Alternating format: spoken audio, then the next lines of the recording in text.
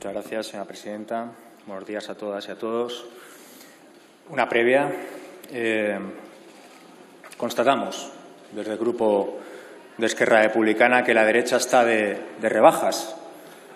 Ayer la extrema derecha ofreció una cartilla de vacunas sin vacuna, una medida terriblemente discriminatoria, como todo el mundo puede llegar a imaginar, y hoy la derecha extrema ofrece una moción de censura.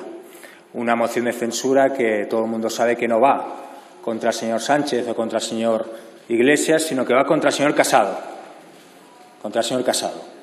Y todo el mundo lo sabe en esa operación de fagocitación que tiene Vox contra el Partido Popular.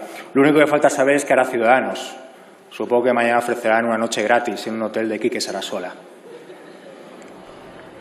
Pero estamos aquí para hablar de Europa. Los hechos. Next Generation European Union. Un fondo acordado durante 96 horas en el corazón de Europa por los Estados miembros para los Estados miembros. 750.000 millones de euros en total, 390.000 en ayudas directas y 360.000 en préstamos. 140.000 solo para España. 72.700 en ayudas directas y 67.300 en préstamos. Un dineral a cargo de la capacidad de deuda de la Comisión Europea, con los Estados miembros como garantía de pago y amortizado en el presupuesto ordinario de la Unión durante años, vía nuevas tasas extraordinarias y verdes, tales como la del carbón, la digital y la de emisiones de CO2. Hasta aquí los hechos. Vamos con las buenas noticias, porque realmente las hay. Las buenas noticias. El cambio de paradigma respecto a lo que se hizo, a lo que se ideó en la crisis estafa del año 2008 es total. Y dos hitos dentro del acuerdo así lo atestiguan. El primero, mutualización parcial, pero mutualización de la deuda. La emisión de eurobonos para todo esto a una escala jamás vista a cargo de la Comisión Europea, repetimos, así lo atestiguan. Y el segundo hito, la creación de impuestos propios, verdes y progresivos por parte de la Comisión, y todo ello a cargo del presupuesto europeo. Hitos ambos que avanzan en la construcción europea y en la unidad fiscal de la Unión. En definitiva, la Unión Europea le da la razón 10 años después a la izquierda y reconoce que pisarle el cuello a la gente no sirve de nada, solo sirve para ahogarla y con ella a la Unión Europea. Hasta aquí las buenas noticias. Vamos con las malas. Las malas noticias. ¿Y todo esto a cambio de qué? 140.000 millones de euros, ¿a cambio de qué? ¿Dónde está el truco? Siempre hay truco. Básicamente hay dos trucos. El primero, ¿cómo se cobra? Todos los Estados miembros deberán elaborar y presentar un Plan Nacional de Recuperación que enumere y argumente las necesidades, inversiones y reformas que justifiquen recibir su parte del fondo. Un plan que deberá ser aprobado por mayoría cualificada, repito, cualificada en el Consejo Europeo. Un Consejo Europeo controlado manu militari por el eje franco-alemán y cuya alternativa más potente es el aún más neoliberal eje holandés, austríaco, sueco y danés. Un eje liderado por el primer ministro holandés, Mark Rutte, jefe y guía espiritual de los señores Casado y Abascal, que, por cierto, curiosos patriotas que aplauden con las orejas al más antipatriota de los españoles durante ese acuerdo. Hago una pregunta. ¿Un Consejo Europeo con esta aritmética, con estos equilibrios de poder, va a aceptar y votar un plan presentado por los gobiernos de los Estados miembros de políticas fiscales, sociales y económicas expansivas o restrictivas? ¿Qué políticas puede llegar a aprobar ese Consejo Europeo liderado y comandado por quien hemos dicho? Pues si Merkel y Macron son los que nos tienen que salvar de Rutte y compañía, la respuesta está clara. Lo segundo, el plan será restrictivo y un verdadero horizonte de políticas sociales, económicas y laborales realmente progresistas está terriblemente lejos. Y así hay que decirlo. Aquí está el primer truco. La fórmula final pactada sigue atribuyendo a la Comisión la capacidad de seguimiento y aprobación de las políticas económicas de los Estados miembros, pero reconoce un freno a todos ellos en el Ecofin que supondría posponer de facto la aprobación final del acceso al fondo. Es decir, España, Portugal e Italia como ovejas en medio de lobos. Y así hay que decirlo. El segundo truco. El plan presentado en Europa por el Gobierno obviamente estará muy ligado a los presupuestos generales del 2021, del 2022 y del 2023. Hago otra pregunta. Hacemos otra pregunta. ¿Unos presupuestos generales del Estado ligados a un plan europeo que debe votar gente como Rutte? ¿Cómo serán? ¿Expansivos o restrictivos? ¿De inversiones o de recortes? Pues o el primer ministro holandés hace de izquierdas en 6 meses, que no lo creo, o lo segundo. ¿Y con quién podrá pactar el gobierno más progresista, plurinacional y dialogante de la historia unos presupuestos generales del Estado restrictivos y tutelados por Europa? ¿Con Esquerra o con Ciudadanos? ¿Con Esquerra o con Ciudadanos? Pues o Arrimadas se hace socialdemócrata en 3 meses, que no lo creo, o con Ciudadanos. Y ese es el segundo truco. He aquí la activación y la presencia de Ciudadanos en los últimos acuerdos con el Gobierno. El menos socialista de ustedes, pero el más honesto, el señor Borrell, el más sincero, quizá por lo chulo que es, en la Comisión de Reconstrucción a mí mismo me lo dijo. Ante esta pregunta de ¿a qué viene lo de Ciudadanos? ¿Puede ser por lo de Europa? Dijo, sí, claro. Usted es un inútil en economía. Sí, claro. Toda ayuda comportará un recorte. Josep Borrell. He aquí la lucha más inmediata. La derecha no soporta tener el poder, pero cierta izquierda no soporta tenerlo. Lo dijimos hace unas semanas. Al ministro de Consumo, Alberto Garzón, al señor Garzón, le preguntaron hace unos meses que qué le parecía los pactos con Ciudadanos y él respondió, me parece bien, es una buena noticia. Me abriría a pactar unos presupuestos con ellos para acometer las reformas necesarias. Y yo les vuelvo a preguntar, señorías de Unidas Podemos, ¿qué reformas se pueden pactar con Ciudadanos? ¿Qué tipo de reformas? ¿La eliminación de competencias autonómicas?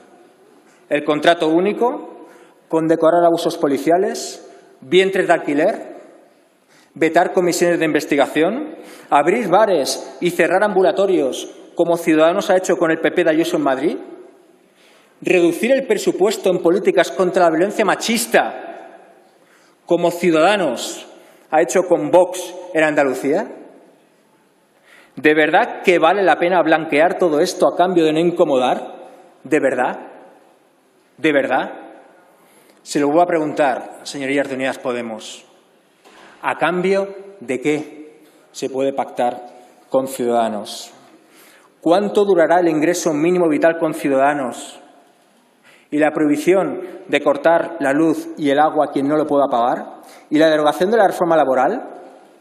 Señorías de Unidas Podemos, la principal amenaza a su coalición de gobierno, al famoso escudo social, no somos nosotros, es Ciudadanos. Si ustedes siguen callando, irán a por ustedes también. Solo hay 3 salidas frente a esto. 1, políticas fiscales expansivas. 2, consumo masivo financiado e inducido por los gobiernos. El dinero no debe estar atenazado por el miedo, se debe dar seguridad y romper con el absurdo mantra neoliberal de que el dinero mejor en el bolsillo de la gente. Como comentó el señor Errejón hace unos meses, nadie puede comprar un trozo de UCI o un año de vida. Y 3, emisión de bonos de deuda reales y específicos de los bancos centrales. No hay más, pero tampoco menos. Es obligado que Europa esté a la altura y movilice recursos sin precedentes reales para que nadie se quede atrás. Hay que mutualizar la deuda realmente. La Unión Europea también tiene que ser unión fiscal y unión social. Una idea a modo de ejemplo, una pregunta. El Banco Central Europeo inyecta 750.000 millones de euros a un ritmo actual de 40.000 semanales. Dinero que va directamente a los bancos o que se usa para comprar bonos de grandes empresas. Banco Central Europeo, 750.000 millones de euros. Es justo la cantidad por la cual se quiere endeudar la Comisión Europea en este plan de reconstrucción.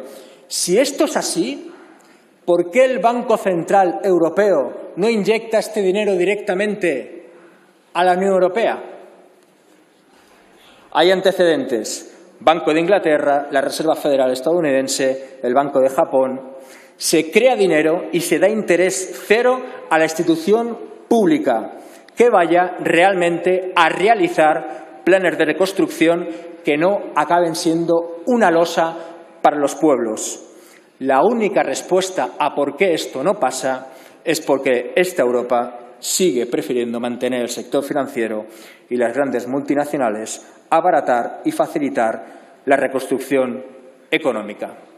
Desde Esquerra Republicana lo tenemos claro. La Unión Europea debe ser un polo geopolítico de la defensa de la democracia, de los derechos humanos y de la igualdad social, con la solidaridad como base material de todo ello. Y Cataluña, España, Francia, Italia y Portugal deben convertirse en un eje indisoluble en la pelea porque no exista condicionalidad alguna en la cesión de ayudas económicas. Vivimos en la época de los eufemismos. Condicionalidad son recortes. Repito, condicionalidad son recortes. En Europa ni debe haber más insolidaridad, ni puede haber más una división del trabajo basada en que los países del sur seamos los camareros de los países del norte. No hay solo que compartir la bandera, el salón o la cocina, también hay que compartir las deudas y la nevera. Todo el mundo sabe que solo un régimen de gananciales te une con algo. Decía Marx que la historia se repite siempre 2 veces, la primera como tragedia y la segunda como estafa. Si una democracia se sustenta sobre el criterio de la mayoría del dinero y no por el criterio de la mayoría democrática, simplemente deja de ser una democracia. Y eso pasa en demasiadas ocasiones en Europa. Que nadie vuelva a aquella farsa de que se ha vivido por encima de nuestras posibilidades. El norte de Europa debe dejar de ser el vecino del primero que no quiere que se ponga el ascensor. Ni más ni menos. Acabo, señora presidenta, y acabo con una advertencia. Hoy nuestros compañeros y compañeras duermen otra vez en la cárcel. La Fiscalía se ha cargado su 3er grado. Hoy España huele a toga rancia y a izquierda cobarde. Cierto, hay un deep state que nos ha declarado la guerra a nosotros, pero también al Gobierno, y su silencio y su inacción los envalentona. No les pedimos que sean más de izquierdas, les pedimos que sean más valientes. Donde no hay justicia, no puede haber paz. Dejen de callar y planten cara, porque los siguientes pueden ser ustedes. Muchas gracias. Muchas gracias. Intentaré ser breve porque para las horas que son, si alguno ya de por sí muerde con hambre, pueden llegar a morder mucho más. Dos comentarios. Celebrar Esquerra Republicana, el grupo de Esquerra Republicana hoy aquí celebra dos buenas noticias. La primera es la moción de censura que ha planteado, que ha anunciado la extrema derecha. Moción de censura contra mí, dicen, no sé exactamente por qué. Dicen que es después del verano para que la gente le pueda hacer llamadas. Yo les recomiendo que hagan un grupo de WhatsApp, moción de censura, y seguramente en un par de horas sabrán quién les apoya y quién no. Pero bueno, celebrar que presentan una moción de censura y que utilizan mecanismos democráticos, porque ustedes antes las mociones de censura las hacían con Tejero. Entonces nos alegramos que utilicen mecanismos democráticos de una vez por todas. También celebramos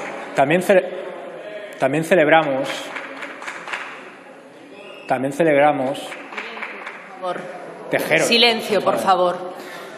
También celebramos que dejen de culpar al 8 de marzo, porque hasta ahora lo que sabíamos aquí por ustedes es que el inicio de la pandemia mundial era por culpa de las manifestaciones feministas en España el 8 de marzo. Ahora empiezan a culpar a China, lo tendrán que demostrar. Pero vamos, también nos alegramos de que dejen de criminalizar al movimiento feminista. Señor presidente, usted nos pregunta que qué hubiéramos hecho Esquerra Republicana o que no le quedaba clara nuestra posición. Nosotros no hemos estado ahí, simplemente hemos expresado dudas y, sobre todo, lo que seguro que hubiéramos intentado es que hubiera habido menos aplausos, y a mí me gusta, prefiero que la gente se le aplauda en lugar de que se le insulte, pero hubiéramos preferido menos aplausos y más explicaciones. Usted, señor presidente, dice que no existe una condicionalidad o un freno o una especie de veto. El acuerdo así lo contempla de una manera u otra. Y yo le quiero preguntar, porque usted se va a lo bonito, ¿no?, a la transición ecológica, pero entiendo que puede llegar a intentarse algún recorte o algún freno en función del plan que España presente por parte de Alemania, de Francia, quizá Austria, quizá Dinamarca, quizá Holanda, quizá Hungría, quizá Polonia. En esta Unión Europea en la que la buena, y ojalá este país tuviera una derecha así, pero que la buena es Merkel, pues quizá nos podemos esperar que intenten que se recorte de alguna manera. Nosotros así lo decimos, creo que ustedes también deberían reconocerlo, porque habrá que afrontarlo y esperemos que la izquierda lo afronte unida. Usted utiliza el argumento sempiterno de que bueno, nosotros pactamos con la derecha catalana y que usted pues tendría vía libre para pactar con la derecha de Ciudadanos. Yo soy un poco sospechoso de ser siempre amable con las contradicciones que supone nuestro pacto con la derecha catalana, pero siempre respondo con lo mismo cada vez que me dice esto, que es prácticamente en cada debate. Ustedes pactan o gobiernan con Convergencia la tercera institución de Cataluña, que es la Diputación de Barcelona. Y de hecho la pactaron para que no la tuviera Esquerra Republicana, para que no la gobernara Esquerra Republicana. Son lentejas. Esto es así. Y nosotros con la derecha catalana hemos pactado en Cataluña un impuesto a las nucleares, un impuesto a la blanca, una renta mínima garantizada y hace muy poco unos presupuestos de la Generalitat con un espacio poco sospechoso de tener la foto de Pujol en la cartera como los comunes. Ojalá en este país hubiera una derecha así. Usted habla de la razón, de que quizá El señor Val a veces tiene razón, si no yo. ¿Saben quién hoy tiene más la razón que nunca? Montse Basa. Montse Basa. Nuestra compañera, mi compañera Montse Basa. ¿Y saben por qué? Mientras ustedes se estaban aplaudiendo aquí a primera hora, yo me sentaba en el escaño y Montse lo primero que me ha dicho es: el abogado acaba de llamar a mi hermana Dolors para que se prepare la mochila, porque entra en la cárcel. Nadie tiene más razón que ella hoy aquí. Y nosotros lo que les pedimos simplemente es que no callen frente a esto, tanto los unos como los otros. Porque sí que es cierto que hay un poder judicial, sí que es cierto que hay un deep state que nos ha declarado la guerra a nosotros y a ustedes. Y, perdónenme, pero con un hilo de tuits y con una intervención del señor Asens, que agradecemos, pero con una intervención de 1 minuto y medio, les puedo asegurar que no lo frenamos, ¿eh? Que no lo frenamos. Señor Rufián, tiene que terminar, por Acabo. favor. Hoy los apóstoles del cuanto peor, mejor, están celebrándolo. El ojo por ojo, al final, significa que todos acabaremos ciegos. Créanme, señor presidente, si seguimos así, si siguen así, nos vamos todos al carajo. Muchas gracias.